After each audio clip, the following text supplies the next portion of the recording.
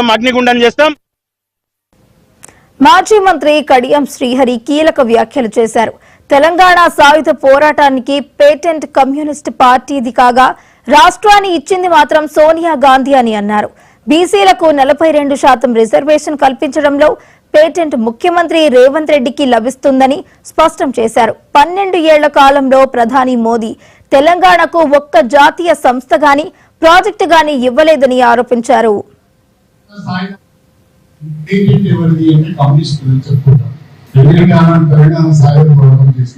తెలంగాణ సాయుధ పోరాటానికి patent commissioner, అదేవిధంగా దేశంలో విప్లవోద్యమాలకు నక్సలైట్లకు పేటెంట్, అదేవిధంగా తెలంగాణ ఉద్యమానికి పేటెంట్ కేసీఆర్ లభిస్తే ఇచ్చింది సోనియా గాంధీ గారు అని చెప్పి నేను ఈ సందర్భంగా తెలియజేస్తాను. అదేవిధంగా దండోర ఉద్యమానికి పేటెంట్ మందకృష్ణ గారు.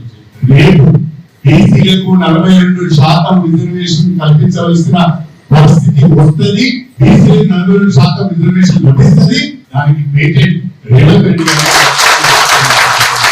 కాబట్టి మనం ఏదో అయిపోయిందని ఆందోళన చెందవలసిన అవసరం కానీ భయపడవలసిన అవసరం కానీ లేదు.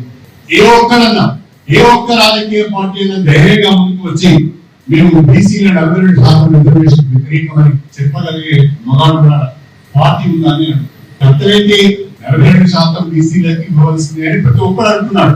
కానీ మనసులో లేదు, నాలుగు మీద మాత్రమే ఉంది. కానీ రేవంత్ రెడ్డి గారికి మనసులో ఉన్నది నాలుగు మీద కూడా ఉంది అని చెప్పి ఈ సందర్భంగా తెలియజేస్తున్నాను. ఉన్న భారతీయ జనతా పార్టీకి సంబంధించిన మంత్రులు కానీ ఎంపీలు కానీ